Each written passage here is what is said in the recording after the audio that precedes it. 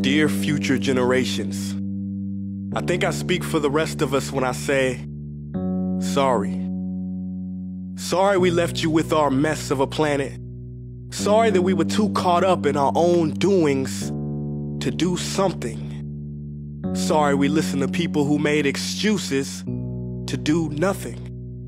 I hope you forgive us. We just didn't realize how special the earth was. Like a marriage gone wrong, we didn't know what we had until it was gone. For example, I'm guessing you probably know it as the Amazon desert, right?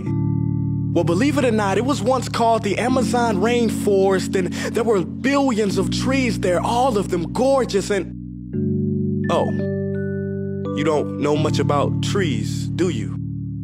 Well, let me tell you, trees are amazing. I mean, we literally breathe the air they are creating. They clean up our pollution, our carbon. They store and purify water, give us medicine that cures our diseases, food that feeds us, which is why I'm so sorry to tell you that we burn them down. Cut them down with brutal machines, horrific, at a rate of 40 football fields every minute. That's 50% of all the trees in the world gone in the last 100 years. Why? For this. And that wouldn't make me so sad if it weren't so many pictures of leaves on it. You know, when I was a child, I read how the Native Americans had such consideration for the planet that they felt responsible for how they left the land for the next 7 generations.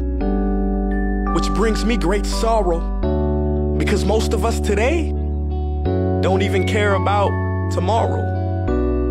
So I'm sorry. I'm sorry that we put profit above people, greed above need, the rule of gold above the golden rule. I'm sorry we use nature as a credit card with no spending limit, overdrafting animals to extinction, stealing your chance to ever see their uniqueness or become friends with them. Sorry we poison the ocean so much that you can't even swim in them.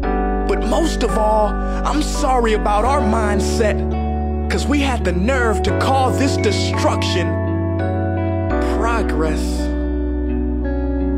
Hey Fox News, if you don't think climate change is a threat, I dare you to interview the thousands of homeless people in Bangladesh. See, while you were in your penthouse nestled, their homes were literally washed away beneath their feet due to rising sea levels. And Sarah Palin, you said that you love the smell of fossil fuels. Well, I urge you to talk to the kids of Beijing who are forced to wear pollution masks just to go to school. See, you can ignore this, but the thing about truth is, it can be denied, not avoided. So I'm sorry, future generations. I'm sorry that our footprint became a sinkhole and not a garden. I'm sorry that we paid so much attention to ISIS and very little to how fast the ice is melting in the Arctic. I'm sorry we doomed you, and I'm sorry we couldn't find another planet in time to move to. You know what? Cut the beat. I'm not sorry. This future, I do not accept it, because an error does not become a mistake until you refuse to correct it. We can redirect this. How? Let me suggest that if a farmer sees a tree that is unhealthy, they don't look at the branches to diagnose it, they look at the root. So like that farmer, we must look at the root, and not to the branches of government, not to the politicians run by corporations. We are the root, we are the foundation. This generation, it is up to us to take care of this planet. It is our only home. We must globally warm our hearts and change the climate of our souls and realize that we are not apart from nature, we are a part of nature. And to betray nature is to betray us. To save nature is to save us. Because whatever you're fighting for, racism or poverty, feminism, gay rights, or any type of equality, it won't matter in the least.